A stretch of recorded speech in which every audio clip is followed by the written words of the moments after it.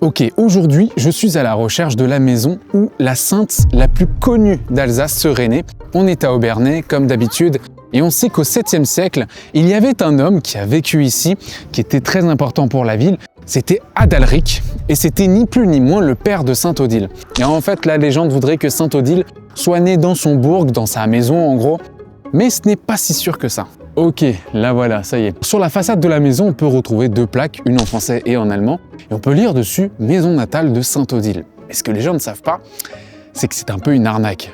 Alors il faut revenir au début du 19e siècle, lors de la chute de l'Empire, les Autrichiens vont occuper l'Alsace, notamment ici, à Obernai. Et pour ces nouveaux occupants, il va falloir construire une nouvelle caserne. Et c'est cette maison qui va être sur la liste des prétendantes. Sauf que le curé de l'époque, il a dit « Nein, c'est mort, personne n'occupe cette maison ».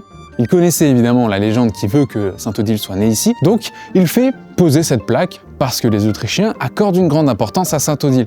Donc il savait qu'il n'allait pas occuper ces lieux. Eh oui, franchement le curé il a eu du pif puisque son histoire elle va marcher et la caserne finalement va être construite vraiment juste à côté, ici. Mais malheureusement aujourd'hui cette caserne elle a disparu. Bon, maintenant que vous avez l'histoire des plaques, est-ce que Sainte Odile est née ici? Bon, vous l'avez compris, la réponse est non.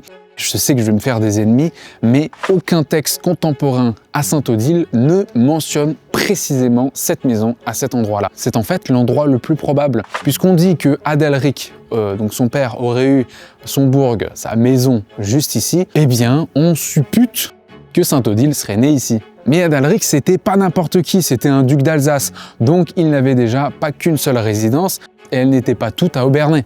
Avant que j'oublie, n'hésitez pas à vous abonner si vous êtes intéressé par le patrimoine alsacien. Il faut surtout préciser que c'est normal que la ville profite de cette légende qui est bien ancrée, puisque c'est quand même plus vendeur d'être la ville où est née la patronne d'Alsace.